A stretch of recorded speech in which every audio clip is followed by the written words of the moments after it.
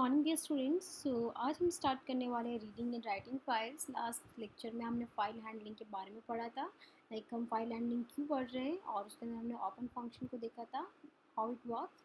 आज हम read and right function को थोड़ा सा डिटेल में स्टडी करते हैं, तो उसके साथ में कुछ इसकी एग्जाम्पल्स भी देखते हैं, लाइक हम कोड करके देखेंगे कि ये किस तरीके से वर्क करता है। Okay, so as you can see here the read method reads a string from an open file.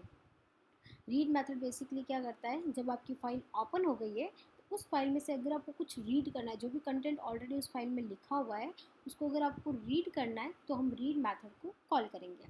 It is important to note that Python strings can have binary data.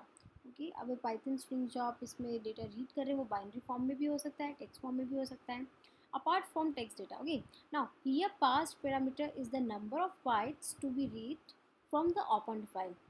आप यहाँ पे जो आप पैरामीटर्स इस पे पास करेंगे, ठीक है, वो नंबर ऑफ बाइट्स है जो कि आप ओपन फाइल में से रीड करना चाहते हैं। अब ये लाइन को मैं आपको थोड़ा सा एग्जांपल के साथ आगे समझाती हूँ। ओके, अभी कंफ्यूज नहीं करना है।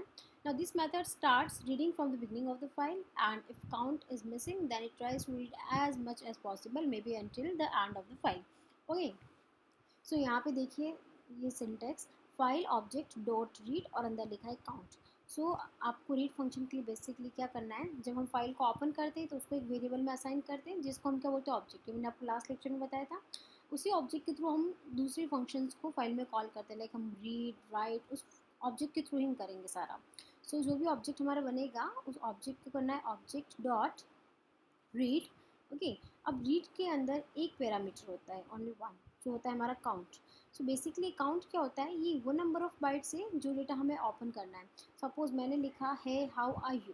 ओके, सो इसमें अगर मैं काउंट की वैल्यू देती हूँ 10, तो ये 10 बाइट्स मीन्स 10 कैरेक्टर्स को रीड करेगा। कैरेक्टर्स में आपका स्पेस भी हो सकता है, सो HEY स्पेस अगर मैंने दिया है तो इस तरीके से ये 10 कैरेक्टर्स को, दैट मीन्स 10 बाइट्स को रीड करेगा, उसके बाद रीड नहीं करेगा।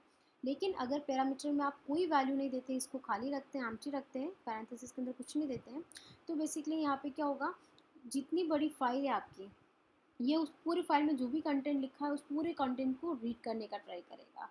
जितना इसके लिए पॉसिबल है सारा ही कंटेंट ये रीड करने का ट्राई करेगा। तो यही बेसिकली आपका रीड फंक्शन है और उसके पैरामीटर्स के बारे में। ओके, अब नेक्स्ट हम देखते हैं, आप जो रीड करते हैं फाइल, रीड फंक्शन के थ्रू होता है, लेकिन रीड करने के भी डिफरेंट डिफरेंट तरीके हैं। लाइक फर्स्ट तरीका, आपने एक फ़ाइल बनाई है, उसके अंदर आपने कुछ 4 से 5 लाइन का 4 से 5 कोई स्टेटमेंट लिखे हैं ना, 4-5 लाइन लिखी है। अगर आप चाहते हैं कि वो लाइन्स को आप एक साथ रीड करना चाहते हैं, एक साथ आपने रीड करके अपने डिस्प्ले पे आपको देखनी है एक साथ पूरा सारे सारे स्टेटमेंट्स, तो हम रीड फंक्शन को यूज़ करेंगे। अगर आपको लाइन बाय लाइन देखना है ना, लाइक आपने फर्स्ट लाइन देखा, फर्स्ट लाइन आया आपके पास, फिर अगेन आप उस फंक्शन को कॉल करते हैं, देन आपका सेकेंड लाइन प्रिंट होकर आएगा, देन अगर आपको लाइन बाय लाइन रीड करना है तो हम रीड लाइन फंक्शन को यूज़ करेंगे। सारे कंटेंट को एक साथ रीड करना है तो हम ओनली रीड फंक्शन का यूज़ करेंगे। ओके, और एक तीसरा तरीका होता है यूजिंग फोर लूप।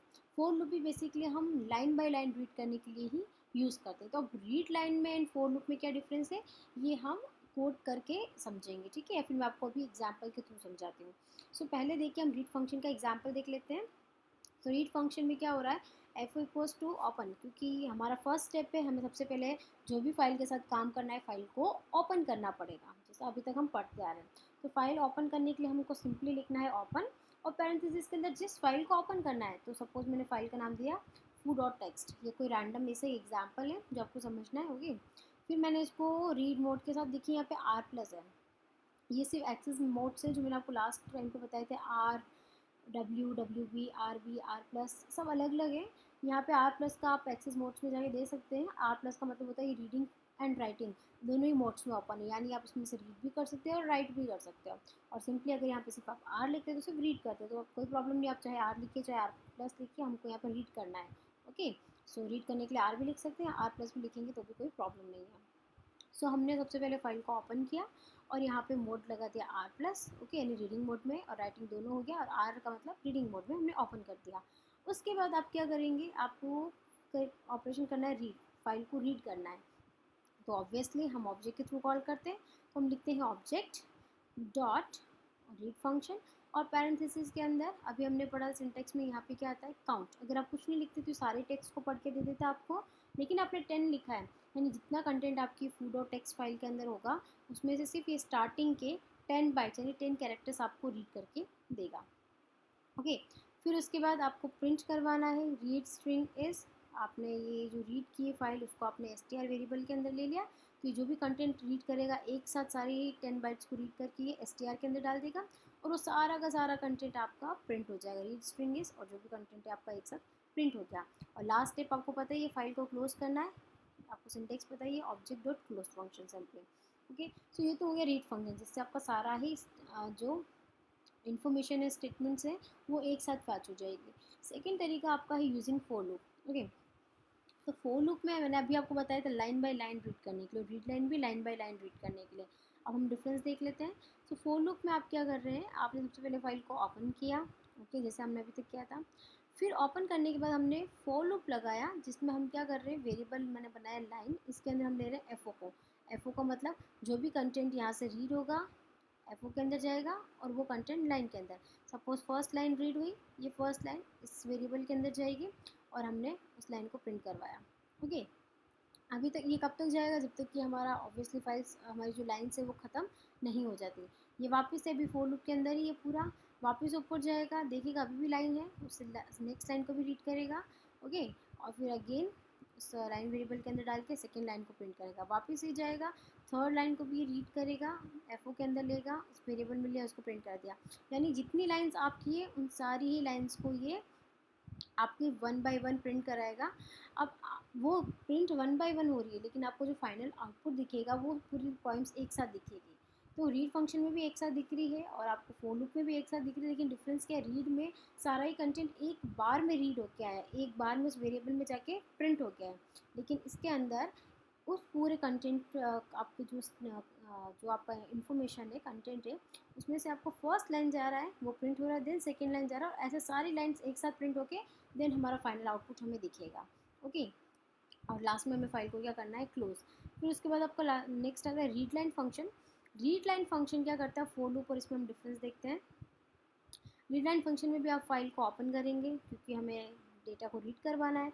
फिर हमने एफ ओ डॉट यहाँ पे लिया रीड लाइन फंक्शन, ओके, और उसको लिया लाइन वेरिएबल के अंदर। तो रीड लाइन फंक्शन बेसिकली क्या करता है, सिर्फ लाइन रीड करता है। ये फर्स्ट लाइन रीड करेगा और लाइन के अंदर डाल देगा, और उस लाइन को हमने क्या कर दिया, प्रिंट। यहाँ कोई लूप वूप चल नहीं रहा है, तो एक टाइम पे आपकी एक ही पूरे कंटेंट में से फर्स्ट लाइन ही आपकी प्रिंट होके आएगी, आपको सिर्फ एक ही लाइन दिखेगी। अगर आप फिर से प्रिंट करवाना चाहते हो तो इस स्टेटमेंट को आपको फिर से रिपीट करना पड़ेगा, यहाँ पे line equals to f o dot read line and then print line. Okay, तो दो लाइन आपको फिर से लिखनी पड़ेगी, दोनों ही सेम लाइन आपको फिर से रिपीट करनी पड़ेगी, तो दूसरी लाइन भी फैच होके आएगी। तीन बार रिपीट करोगे इन कोड को तो तीसरी लाइन फैच होके आएगी।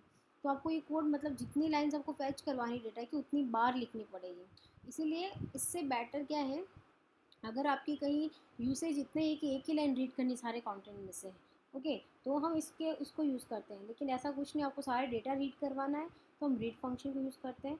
लेकिन आपको सारा डेटा रीड तो करवाना है लेकिन लाइन बाय लाइन रीड करवाना है तो हम फॉर लूप को यूज़ करते हैं। ठीक है, ये बेसिकली हम कब यूज़ करेंगे, जो मेन पर्पज़ है इसका, कि आपने सपोज़ लाइन का फर्स्ट स्टेटमेंट लिया, उसको इस वेरिएबल में लिया, ओके, लाइन वेरिएबल के अंदर, फिर उसके ऊपर आप कुछ ऑपरेशंस परफॉर्म कर रहे हैं, लाइक आपने कुछ सब्ट्रैक्शन एडिशन या कुछ बड़ा सा एक्सप्रेशन है कुछ उसमें सॉल्व कर रहे हैं, तो वो फर्स्ट लाइन को पूरा कंप्यूट करेगा, उसका आउटपुट जो भी आया फाइनल रिजल्ट देगा, फिर ये वापस जाएगा, ओके, फिर सेकेंड लाइन को पूरा कंप्यूट करेगा, फिर थर्ड लाइन को पूरा कंप्यूट करेगा। तो लाइन बाय लाइन अगर आपको कंप्यूट करवाना है तो ये बेस्ट रहेगा, इसमें सारा डेटा भी एक साथ आएगा। ओके, और सिर्फ एक ही लाइन आपको एक टाइम पे कंप्यूट करानी हो, दूसरा आउटपुट नहीं देखना है, तो आप रीड लाइन फंक्शन का यूज़ करें। तो ये इसका डिफरेंस है दोनों में। सो होपफुली आपको समझ में आ गया होगा। अब इसको हम एक बार रन करके भी देख लेते हैं कैसे काम करता है। ओके, तो आपको इसका जो आउटपुट आएगा उसके बेसिस पे और अच्छे से क्लियर हो जाएगा जो मैं कहना चाह रही हूँ आपको। तो हम इसको रन करके एक बार देखते हैं। सबसे पहले हम क्या करेंगे, जिस भी फाइल को हमें रीड करवाना उसको ओपन करना पड़ेगा। तो उस फाइल को रीड करवाने के लिए हमारे पास वो फाइल हमारे डॉक्यूमेंट्स के अंदर होनी भी चाहिए। तो फाइल होगी तभी तो हम रीड करवाएंगे।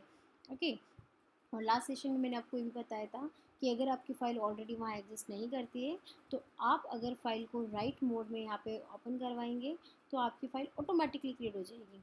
क्योंकि अगर आप फाइल को डायरेक्टली रीड मोड में ओपन करेंगे तो फाइल है ही नहीं, तो रीड क्या करेगा। लेकिन अगर आप राइट मोड में ओपन करेंगे तो ऑटोमेटिकली बन जाएगी, और उसके अंदर कुछ कंटेंट भी, राइट मोड में तो ऑब्वियसली कुछ कंटेंट भी लिखेंगे उसके अंदर। ओके, हम उसमें कुछ कंटेंट राइट भी कर देंगे तो अपनी फाइल अपने आप क्रिएट हो जाएगी, उसके अंदर कुछ कंटेंट भी आ जाएगा, फिर हम उसको रीड करवा सकते हैं। और नहीं है, अगर हमको डायरेक्टली रीड करवाना है तो हम यहाँ पे कोई फाइल पहले बनाएंगे और फिर उसको रीड करेंगे। तो आपको बेसिकली समझ में आ गया होगा, बहुत सिंपल सी चीज़ है। अगर आप डायरेक्टली रीड करवा रहे हैं, फाइल एग्जिस्ट नहीं करती है, तो आपको पहले फ़ाइल आपके डॉक्यूमेंट्स के अंदर जाके बनानी पड़ेगी। और अगर आप चाहते हैं कि फ़ाइल डॉक्यूमेंट्स के अंदर जाके मैं ना बनाऊँ, अपने आप यहीं पे मुझे क्रिएट करनी है, तो आप पहले राइट मोड में ओपन करिए और उस जो भी फाइल आपको बनानी है उसका नाम और उसके अंदर कुछ डेटा डालिए एंड देन उसको रीड करवाइए। तो हम पहले वो फाइल बना देते हैं, पहले ऑटोमेटिकली क्रिएट करते हैं डायरेक्टली कोड से, पहले इसको राइट मोड में ओपन करते हैं। ठीक है, तो हमने फाइल को ओपन किया है यहाँ पे राइट मोड में। फ़ाइल का नाम जो भी मुझे बनाना है फ़ाइल, उस फाइल का नाम मैं लिख देती हूँ यहाँ पे। सपोज़ जो मैंने अभी एग्जांपल में देखा वही ले लेते हैं, फूड और टेक्स्ट। ओके, फिर उसके बाद हम यहाँ पे इसको ओपन करवा रहे हैं राइट मोड में, क्योंकि पहले मैं डेटा लिख रही हूँ। ठीक है, हम जब फाइल को ओपन करते हैं तो इसको हम एक वेरिएबल के अंदर असाइन करते हैं, और जिसको हम क्या बोलते हैं, हमारा ऑब्जेक्ट। वेरिएबल का नाम कुछ भी लिख सकते हैं, और उसी ऑब्जेक्ट के थ्रू हम सारे डेटा को फैच करवाते हैं। तो मुझे अभी राइट करना है, so object dot right function. Okay, right करने के लिए राइट फंक्शन, रीड करने के लिए रीड फंक्शन। अब राइट फंक्शन भी हम डिटेल में आगे पढ़ेंगे, 2-3 चीज़ें और है इसमें, बट अभी मैं जस्ट राइट करने के लिए एक राइट स्टेटमेंट के साथ कर रही हूँ, राइट फंक्शन के साथ। ऑब्जेक्ट डॉट राइट, सपोज मैंने इसके अंदर लिखा है hey how are you. Okay, ऐसा कुछ मैंने लिखा है। अब हम इसको फाइल को क्लोज करते हैं। क्लोज करने के लिए हम क्या करते हैं, object dot close function simply. Okay, अब हम इसको रन करके चेक करते हैं, सेव कर लेते हैं पहले। सेव, जो भी नाम आपको रखना है फाइल का, फाइल का नाम रखते हैं FO। ओके, और इसको हम सेव कर रही हूँ मैं डॉक्यूमेंट्स में। माई फाइल्स मैंने ऐसे इसमें एक फाइल बना रखा, फोल्डर बना रखा है, इसमें जाके मैंने सेव कर दिया FO.py। ओके, अब हम इसको रन करते हैं। जब आप रन करेंगे तो यहाँ पर कुछ नहीं आ रहा है ना, क्योंकि हमने फाइल को क्या किया, राइट किया है। यानी मैंने FO.py एक फ़ाइल बनाई है, जिस फाइल के अंदर मैंने ओपन करा है food.txt को, और उसके अंदर मैंने लिखवाया है हाउ आर यू। तो यहाँ पे रन करने पे आपको यहाँ पे कुछ नहीं दिखेगा, हमने राइट करा है, तो ऑब्वियसली उस फाइल के अंदर आपको ऑटोमेटिकली ये पूरा कंटेंट जो हमने राइट करा है वो जाना चाहिए। तो food.txt हम देखते हैं फाइल क्रिएट भी हो गई होगी, उसके अंदर ये कंटेंट भी होगा। तो यहाँ आपको जाके अपने डॉक्यूमेंट्स के अंदर चेक करना है। तो हम अपने डॉक्यूमेंट्स में जाते हैं, मैंने कौन से माई फाइल्स के अंदर सेव करवाया है, माई फाइल्स के अंदर जाके मैं चेक करूँगी। यहाँ पे देखिए FO.txt, FO.py नाम से हमने ये फाइल बनाई है। ओके, और उसमें टेक्स्ट फाइल कौन सी बनाई थी, food.txt ओपन करवाई थी। तो ये देखिए food.txt ऑटोमेटिकली यहाँ पे फाइल क्रिएट हो गई है। जहाँ भी आप ओपन करके नई फाइल को लिखेंगे वो ऑटोमेटिकली आपकी वहीं पर क्लियर यहाँ क्या हो जाएगी, क्रिएट हो जाएगी। अब आप इस फाइल को खोल के देखिए, इसमें वही कंटेंट लिखा हुआ होगा जो हमने इसमें प्रिंट करवाया, राइट करवाया। तो राइट क्या करवाया था, hey how are you. So hey how are you. ठीक है, ये आपका कंटेंट उस फाइल के अंदर राइट हो गया है। तो फाइल अगर नहीं है तो ऑटोमेटिकली जब वो क्रिएट हो जाएगी। ओके, जब आप उसको राइट मोड के साथ ओपन करके उसमें कुछ राइट करवाएंगे। अब हम इसको रीड करवा लेते हैं। सो रीड करवाने के लिए आपको फंक्शन पता ही है। ओके, रीड करवाने के लिए हमें क्या करना पड़ता है, सबसे पहले वही हमको फाइल ओपन करवानी है। ओपन करानी है, हमें वो सारा कंटेंट रीड करना है। सो हम ओपन कर रहे हैं फाइल कौन सी, food.txt से ही रीड करना है। food.txt को हमने ओपन किया, कौन सा हमें रीड कराना है तो हम ऑब्वियसली रीड मोड के साथ ओपन करेंगे। आप R+ के साथ भी कर सकते हैं, तो प्रॉब्लम नहीं होगी। ओके, अब इसको हम किसी वेरिएबल में डाल लेते हैं। सपोज मैंने object1 करके वेरिएबल बना दिया है कुछ। ठीक है, अब हमें क्या करना है, रीड करवाना है। तो हम object1 डॉट रीड करवा रहे हैं हम अपनी फाइल को। ओके, तो रीड करके अगर यहाँ पे आप काउंट कुछ नहीं देंगे तो सारा ही कंटेंट रीड करेगा। सपोज आपने काउंट सेट कर दिया इसका 3, तो ये आपके 3 बाइट्स मतलब 3 कैरेक्टर्स रीड करना चाहिए। ओके, अब हम इसको क्लोज कर देते हैं।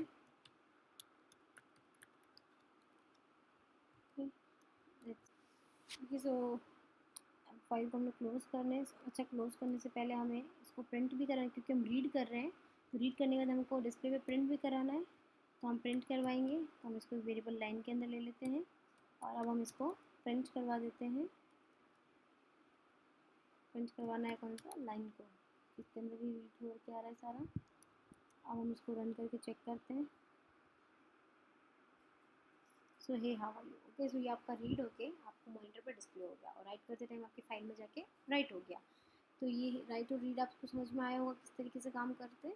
अब हम रीड फंक्शंस पे ही बात कर रहे थे, रीड लाइन, रीड और फॉर लूप का। तो हम तीनों को यूज़ करके काम कर लेते हैं एक बार, ओके। सो ये आपका रीड फंक्शन से क्या हुआ, सारा कंटेंट आ गया। अभी एक बार हम कुछ कंटेंट इसके अंदर और ऐड करते हैं, फाइल के अंदर कुछ लाइन्स ऐड कर लेते हैं ताकि हमें रीड लाइन का मीनिंग समझ में आ जाए। सपोज यहाँ पे मैंने और लिख दिया, I am good, doing well, come, okay. ऐसा कुछ मैंने यहाँ पे टाइप कर दिया है। अब हम इसको सेव कर लेते हैं। अब हम फिर से फाइल को रीड करवाते हैं यहाँ पे, ऑब्जेक्ट वन डॉट रीड। अब मैं यहाँ पर जो हमारा रीड है, ठीक है, उसमें कुछ सेट कर लेती हूँ। सपोज मैंने सेट कर लिया 19, यानी ये 19 बाइट्स अब रीड करना चाहिए, ओके। हम रन करके चेक करते हैं, तो इसने यहाँ पे 19 बाइट्स रीड कर, यानी 19 कैरेक्टर्स रीड करा। आप यहाँ पे काउंट करके चेक कर लीजिएगा, ओके। एग्जैक्टली वही होगा, 19 कैरेक्टर से रीड करेगा। अब हमको क्या करना है, यहाँ पे रीड लाइन का यूज़ देखना है। तो अगर मुझे रीड लाइन, चलो रीड लाइन से पहले एक बार हम फोर लूप देख लेते हैं। इसको हटाते हैं, for loop, okay. So for loop के लिए हम लिखते हैं, सॉरी पैरेंथेसिस लेंगे, फोर वेरिएबल बनाया, सपोज मैंने लाइन इन। अब इस वेरिएबल के अंदर कौन आएगा, मैंने भी आपको समझाया था फोर लूप का। तो फाइल ओपन कर रहे हैं तो टेक्स्ट वन बाय वन आ रहा है, तो फाइल ओपन करी, इसमें से पहले ऑब्जेक्ट वन के अंदर आएगा, फर्स्ट लाइन इसके अंदर आएगी, ओके। सो ऑब्जेक्ट वन में जो भी है वो आ रहा है आपका, वो फर्स्ट लाइन में जा रहा है। और फिर अब हमें पता है फोर लूप जो होता है क्या होता है, ब्लॉक। सो रिटर्न करके आपका ये यहाँ पे ब्लॉक बनेगा, इसको हम सिंपली पेस्ट कर देते हैं, ओके। यहाँ पे हमने प्रिंट करवा दिया इसको। अभी हम इसको वापस से रन करके चेक कर लेते हैं। ये हमने किया, इसको रन। आपको यहाँ पे अच्छे से एक डिफरेंस दिख रहा होगा। आपने जो अपनी टेक्स्ट फाइल थी, हम वापस ओपन करते हैं टेक्स्ट फाइल को। आपकी टेक्स्ट फाइल के अंदर जो कंटेंट था वो इस तरीके से था, इनके बीच में सिर्फ एक एंटर था। और यहाँ पे आप देख रहे होंगे, यहाँ पे टू, एक एंटर, उसके बाद एक एंटर हुआ है, यानी लाइन के बीच में स्पेस आई है, ओके। ये क्यों होता है, बिकॉज आपका जो यहाँ पे लाइन थी, जो हमने टेक्स्ट के अंदर लिखा था, यहाँ पे न्यू लाइन था ही, हमने यहाँ नई लाइन से स्टार्ट किया, तो एक एंटर तो इसने यहाँ से रीड किया। और दूसरा एंटर हमें पता है पाइथन के अंदर जब हम प्रिंट स्टेटमेंट लिखते हैं तो प्रिंट ऑटोमेटिकली एक न्यू लाइन इंसर्ट कर देता है, ओके। आप जैसे कि नेक्स्ट लाइन में फिर से प्रिंट लिखेंगे तो नेक्स्ट लाइन में एक और एंटर प्रेस हो जाएगा। तो प्रिंट स्टेटमेंट अपने आप अपने एक न्यू लाइन कैरेक्टर, यानी न्यू लाइन मतलब स्लैश एंड एंटर एक ऑटोमेटिकली इंसर्ट कर देता है यहाँ पे।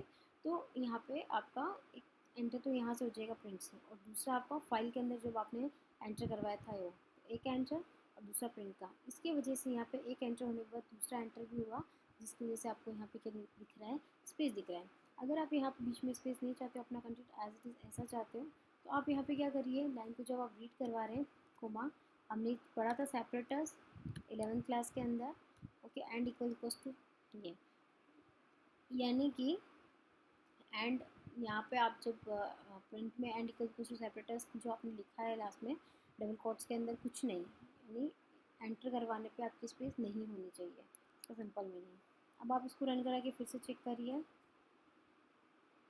देखिए आपका जो स्पेस है वो नहीं आ रहा है, ओके। सो आप आराम से देख सकते हैं कि किस तरीके से हमारा फॉर लूप काम कर रहा है। इसने लाइन बाय लाइन ही रीड करा, ये हमें कैसे पता चला, इसने पहले हे हाउ आर यू को रीड करा, okay, hey how are you, फिर उसने एक एंटर दिया क्योंकि इसके साथ में भी एक एंटर था, ओके, और उसने उस हे हाउ आर यू और एंटर दोनों को एक साथ प्रिंट करवा दिया, hey how are you enter और प्रिंट का भी एंटर। तो इसने सिर्फ एक ही चीज़ को पूरा रीड किया। फिर फॉर लूप होने की वजह से फिर से ये ऊपर गया, जब तक इसकी लाइन कंप्लीट नहीं होगी पूरा ऊपर जाएगा, लूप चलेगा। फिर सेकेंड लाइन को भी देखा, आई एम गुड, और इसका भी एंटर, ठीक है। तो आई एम गुड एंटर और दूसरा प्रिंट का एंटर लिख के इसने दूसरी लाइन प्रिंट कराई।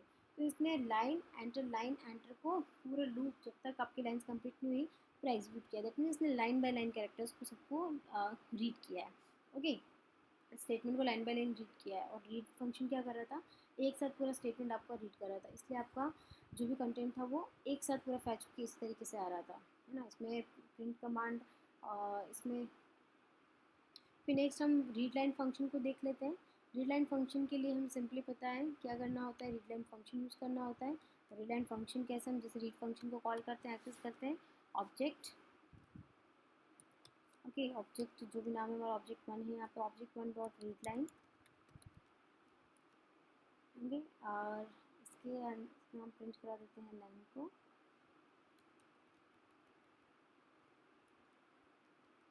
और हमारा ऑब्जेक्ट क्लोज, ओके। अब इसको भी हम रन करके चेक कर लेते हैं। Error, name error, name line is not defined, okay. Okay, हमने इसको लाइन के अंदर लेना है,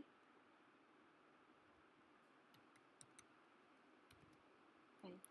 now let's run it again, okay. Now you can see hey how are you, इसने एक टाइम पे एक ही लाइन ली है, और साथ में आपको दिख रहा होगा यहाँ पे स्पेस भी है, यानी कि एंटर।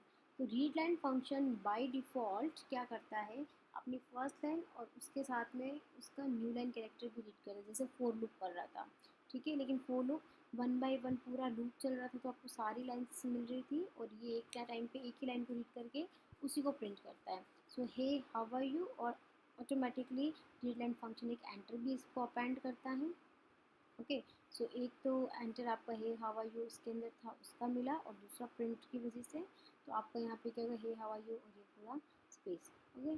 तो इस तरीके से रीड लाइन एक ही लाइन रीड करेगा। अब आपको सेकेंड लाइन भी रीड करवानी है, तो आपको क्या करना पड़ेगा, ये पूरी जो लाइन्स है इसको यहाँ से यहाँ तक दोनों लाइन्स को फिर से आपको रन करना पड़ेगा। तो फिर से हम पेस्ट कर लेते हैं सेम लाइन्स को, भी क्या करेगा, फिर से लाइन रीड करेगा। आपका कर्सर कहाँ है, अब यहाँ तक रीड हो गई है, लेकिन अभी इसके आगे से सेकेंड लाइन को रीड करेगा, उसको प्रिंट करवाएगा, ओके। हम करके चेक करते हैं, देखिए आप इसने क्या किया, यहाँ तक रीड कर लिया था, अब उसके नेक्स्ट लाइन को रीड किया, उसके एंटर को रीड किया, तो इस तरीके से वन बाय वन लाइन को रीड करवा रहा है। So one by one line को रीड कराना, एक टाइम पे एक लाइन को रीड लाइन फंक्शन यूज़ करेंगे। वन बाय वन लाइन को रीड कराना, साथ में उसका एंटर है वो भी रीड करवाना है, तो हम फॉर लूप यूज़ करेंगे, ओके। और सारा डेटा भी अगर हमें चाहिए, तो सारा डेटा चाहिए, उसमें कोई हमें एंटर वगैरह नहीं चाहिए एक्स्ट्रा, तो हम रीड फंक्शन का यूज़ करेंगे। तो ये तीनों चीज़ें आपको समझ में आ गई होगी, विद एग्जाम्पल हमने करके देख लिया इसको, इनकी यूसेज के हिसाब से हम इनको यूज़ करेंगे, ठीक है। जहाँ पे हमको प्रोग्राम में रीड की ज़रूरत होगी रीड यूज़ करेंगे, जहाँ फोर की ज़रूरत होगी फोर यूज़ करेंगे, और जहाँ पे हमको रीड लाइन की ज़रूरत होगी हम रीड लाइन को यूज़ करेंगे। अब नेक्स्ट हम फिर से आ जाते हैं अपने रीड फंक्शन, पूरा हमारा कंप्लीट हो गया है, ओके। रीड फंक्शन में राइट मेथड, राइट मेथड मैंने आपको एक्सप्लेन अभी कर ही दिया था, हमने डेटा को राइट करके देख लिया था, राइट का सिंटेक्स हमें पता है, ओके। ऑब्जेक्ट डॉट राइट, और जो भी स्ट्रिंग आपको लिखनी है यहाँ पर आ जाएगा। सो बेसिकली राइट का मेथड हम लेते हैं, राइट मेथड यूज़ करते हैं, स्ट्रिंग के लिए यूज़ करते हैं, अगर हमें कुछ सीक्वेंस चाहिए तो उसके लिए हम राइट लाइन्स यूज़ करते हैं, ओके। सो यहाँ पे भी हम एग्जांपल देख सकते हैं राइट मेथड का, तो अभी हमने करके देखा ही था। अगर फाइल ऑलरेडी नहीं बनी हुई है तो आपकी फ़ाइल बन जाएगी। यहाँ WP का मतलब है कि फ़ाइल राइट होने के लिए ओपन हुई है, और B का होता है binary, right plus binary mode में, ओके। ये सब हमारे एक्सेस मोड्स के अंदर लिखा हुआ है। फिर हमने राइट किया है इस स्ट्रिंग को, ओके, और देन फाइल को क्लोज किया, तो ये स्ट्रिंग हमें राइट होकर आ जाएगी।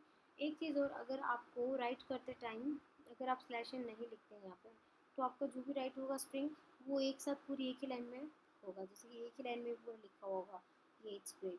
अगर आपको चाहिए नेक्स्ट लाइन में चाहिए, तो आपको /n यहाँ पे ही लिखना पड़ेगा राइट के टाइम, ओके। तो ये आपकी नेक्स्ट लाइन में जो आपके यहाँ पे जो कोड में जो लाइन है वो नेक्स्ट लाइन में जाएगी, ठीक है।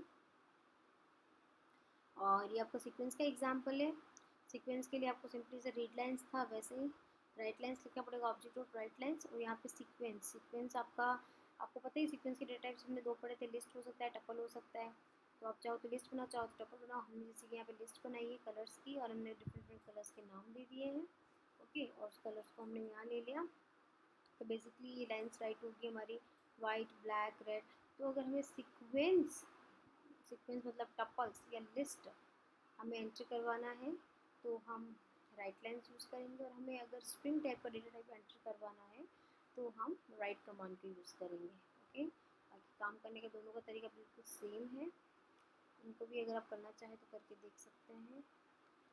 हमने ऑब्जेक्ट बनाया, ओपन किया फूडो टेक्स्ट को, हम इसको ओपन करते हैं राइट मोड में क्योंकि हम डेटा को राइट करवा रहे हैं। ओके, तो आपको ये भी पता होगा जैसे फूडो टेक्स्ट में ऑलरेडी कुछ डेटा लिखा हो जो भी हमने 4 लाइनें लिखी थी।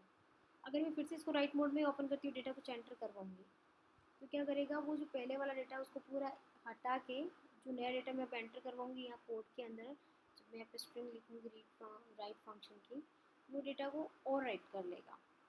लेकिन मैं चाहती हूँ कि वो डेटा मेरा एज इट इज़ रहे और उसके आगे अपेंड हो जाए, डेटा उसी के आगे से और ऐड होना स्टार्ट हो जाए।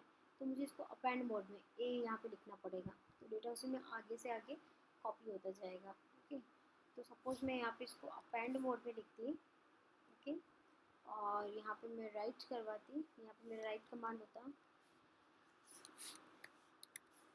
और यहाँ पे स्ट्रिंग में लिखती हेलो। ओके, और मैं इसको प्रिंट, क्योंकि हम राइट करवा रहे हैं तो मैं प्रिंट करवाने की ज़रूरत है नहीं, ऑटोमेटिकली राइट हो जाएगा। और हमने इस ऑब्जेक्ट 1 डॉट इसको क्लोज कर दिया। ओके, इसकी रिक्वायरमेंट नहीं है हमको। नहीं, हम इसको रन करके देखते हैं, ये अपेंड मोड में ओपन है। ओके, रन हो के आपको कुछ नहीं दिखेगा बिकॉज राइट हुआ है ना, तो राइट के लिए हमें अपनी फाइल जाके चेक करनी पड़ेगी।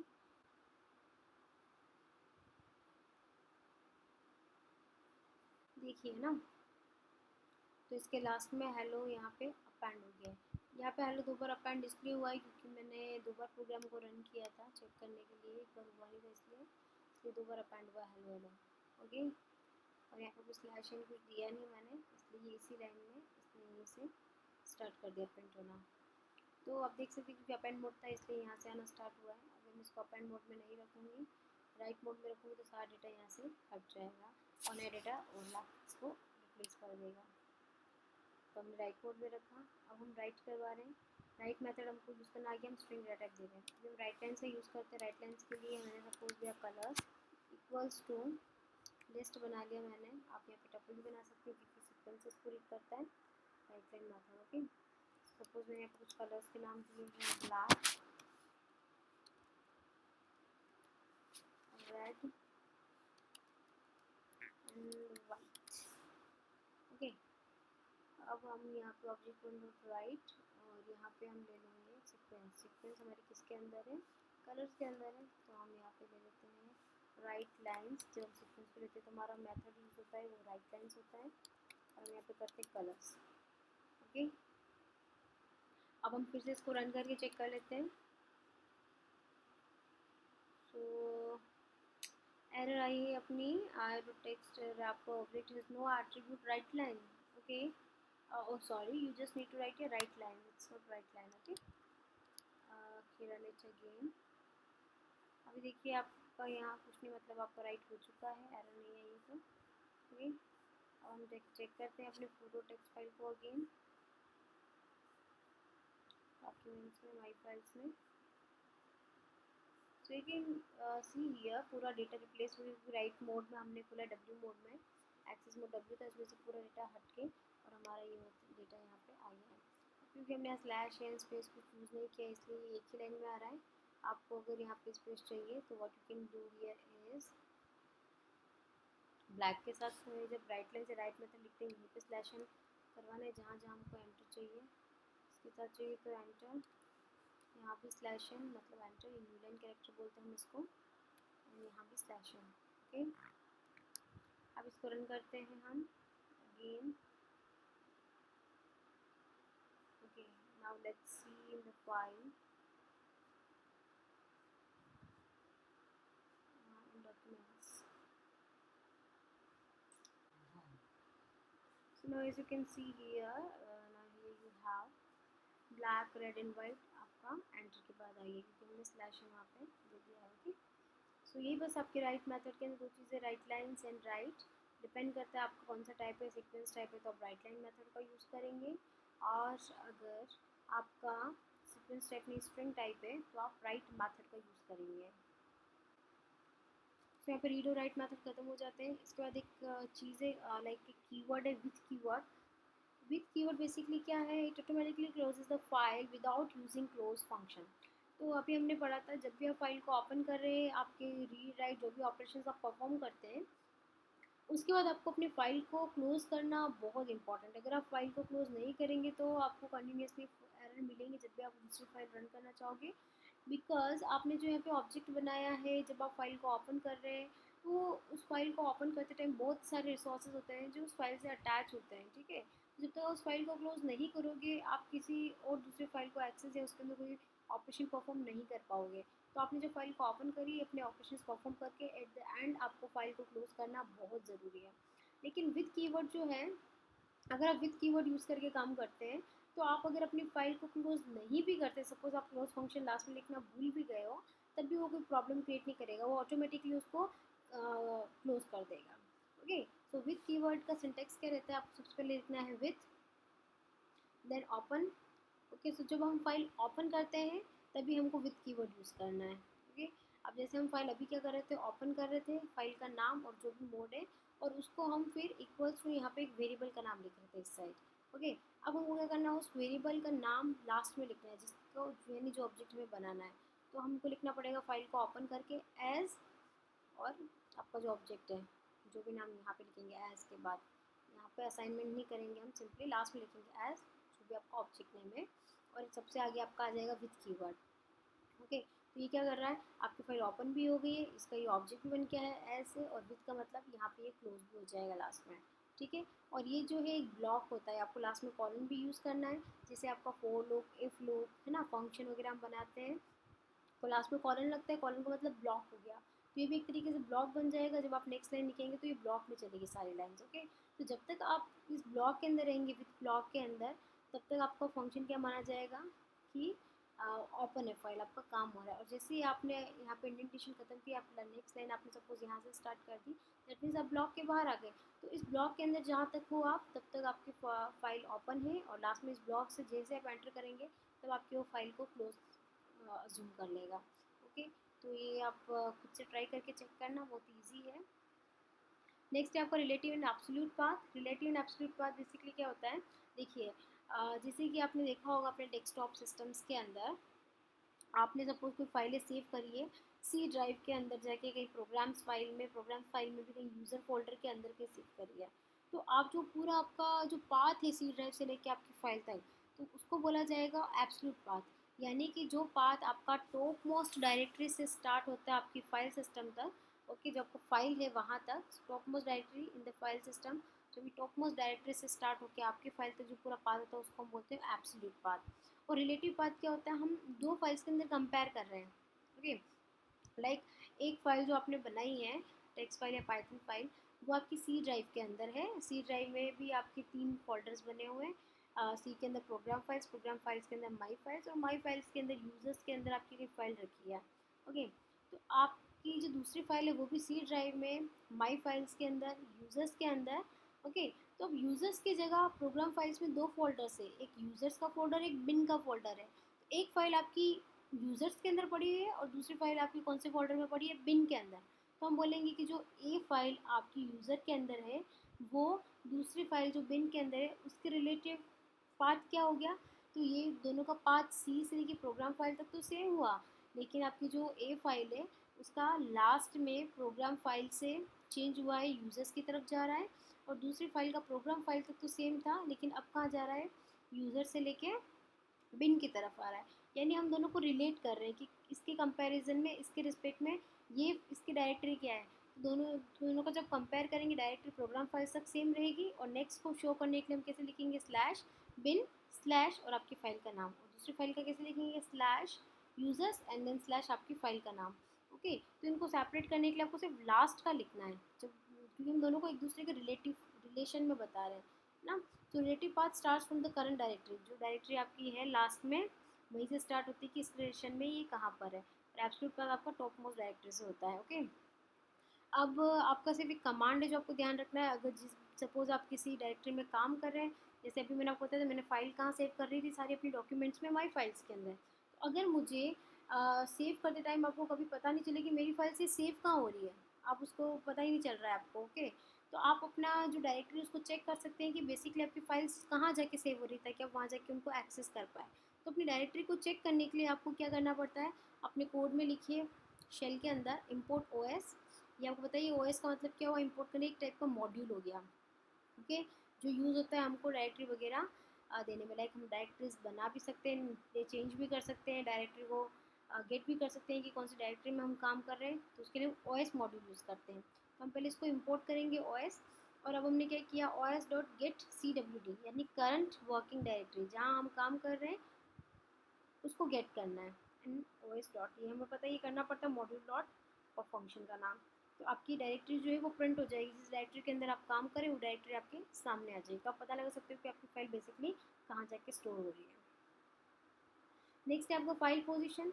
फाइल पोजीशन में बेसिकली दो चीज़ें हैं, एक है टेल मेथड, एक होता है सीक। ओके, टेल मेथड क्या होता है, अगर आपका सपोज़ जो फाइल है बहुत बड़ी फाइल आपने बना ली है, सपोज़ लाइक आपने 2000-3000 लाइन्स की पूरी कुछ टाइप करके आपने बहुत बड़ी फाइल बना लिया, और उस फाइल को आपने रीड कर लिया है 30 बाइट्स तक।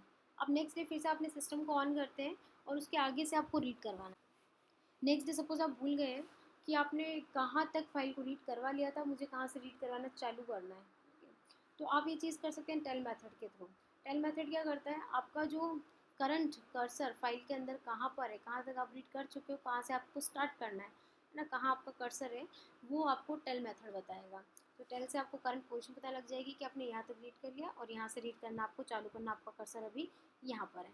ओके, सो टेल मेथड आपको समझ में आई क्या है। फिर नेक्स्ट है आपका सीक। ओके, सीक मेथड के अंदर दो पैरामीटर्स होते हैं, आपके टेल के अंदर कुछ भी नहीं होते हैं। सीक में दो रहते हैं, offset comma from. Okay, so offset का मतलब बेसिकली पहले हम फ्रॉम देख लेते हैं। फ्रॉम के अंदर तीन चीज़ें होती है।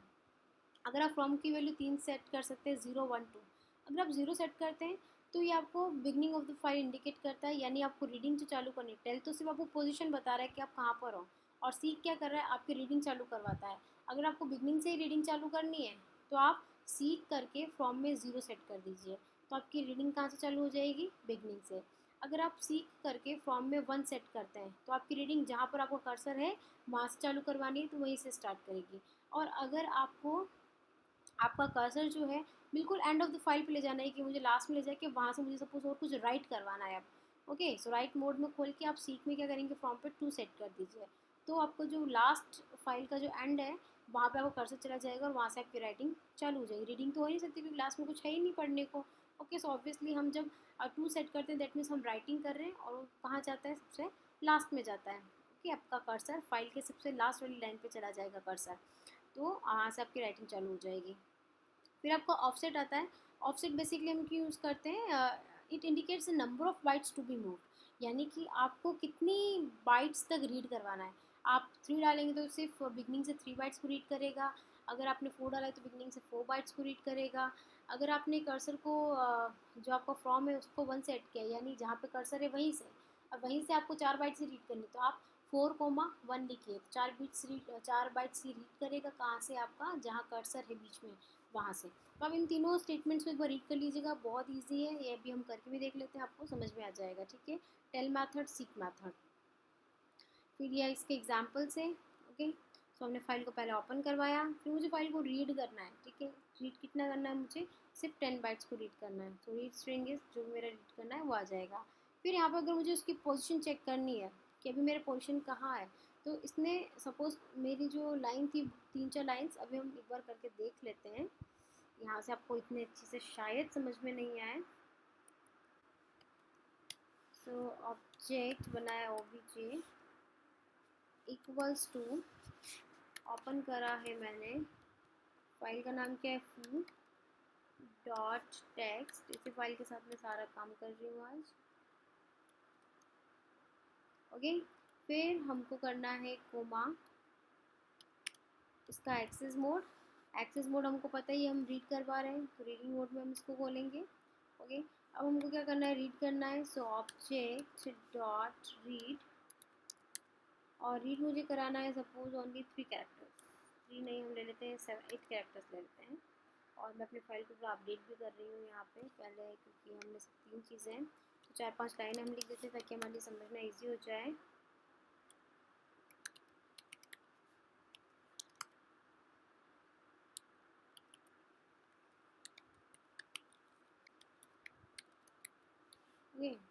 ऐसा कुछ हमने सपोज 3 लाइनें लिख दी है, सेव कर लेते हैं। अब हमने फाइल को रीड किया, इसके कितने बाइट्स रीड करने हैं 8। इसको हम ऑब्जेक्ट में लेते हैं क्योंकि हमें प्रिंट करवाना पड़ेगा इसको, तो लाइन, और अब हमने प्रिंट करवा दिया है, तो मैं यहाँ पे लिख देती हूँ द स्ट्रिंग इज, हमारी स्ट्रिंग क्या है जो रीड होके आई है, वो है लाइन। तो अब प्रिंट क्या हुआ, लाइन, लाइन के अंदर रीड हुआ कंटेंट फूड और टेक्स्ट से, लेकिन कितना बाइट्स, ओनली 8 बाइट्स। तो आपके यहाँ पे 8 बाइट्स होंगे वो प्रिंट होने चाहिए।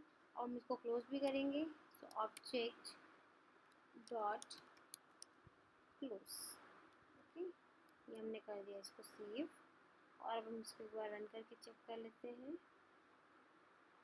सो the string is hey how, okay, string is hey how, क्योंकि हमने लिखा था स्ट्रिंग इज, इसके साथ एक बार एक कॉलम भी देते हैं थोड़ा सा अच्छे से देखिए हमको ताकि।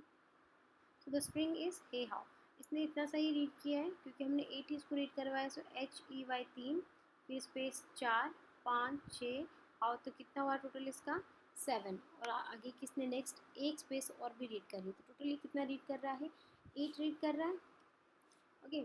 सो क्योंकि हमने यहाँ पे काउंट्स कितने दिए थे, तो इसने सिर्फ 8 बाइट्स हमको रीड करके दिए हैं।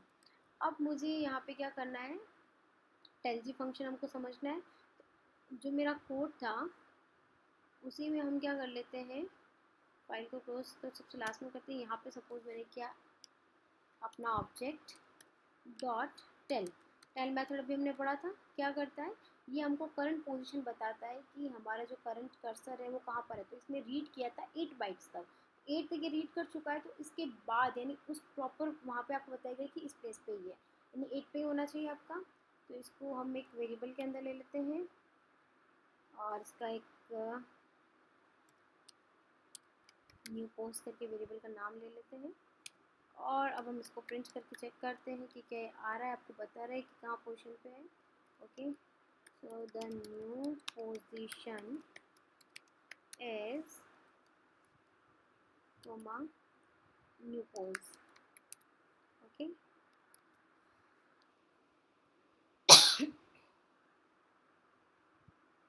Now you can see the new position is 8, क्योंकि हमने 8 कैरेक्टर्स को काउंट करवाया था। अब ये 8 के बाद से रीड करना चालू करेगा, तो अपनी न्यू पोजीशन ये ऑब्वियसली हमें क्या बताएगा 8, क्योंकि हमारे कर्सर का है अब जहाँ तक रीड हो चुका है। अब जहाँ तक रीड हो चुका है वहाँ से मुझे उसको क्या कराना है, सपोज फिर से मुझे रीड करानी है स्ट्रिंग को। तो हम रीड कराने के लिए जो कर्स क्या करते हैं, सीक करते हैं, ओके। तो हम रीड कराने के लिए सीक, यानी मुझे वापस रीडिंग चालू करनी है। और कहाँ से चालू करनी है, सो ऑब्जेक्ट डॉट सीक, और सीक के अंदर 2 वैल्यूज़, ऑफसेट सपोज अगर मैं 0 देती हूँ, तो 0 का मतलब क्या हुआ, जितने बाइट्स मूव करने, यानी कहाँ से चालू करेगा ये 0th बाइट से अपना मूवमेंट वापस से रीडिंग का चालू करेगा। जो बाइट मैं यहाँ पे दूंगी वहाँ से ये रीड करना चालू करेगा। मैं 1 देती हूँ तो ये 1 बाइट से चालू करेगा, 2 देती हूँ तो सेकेंड वाली बाइट से रीड करना चालू करेगा।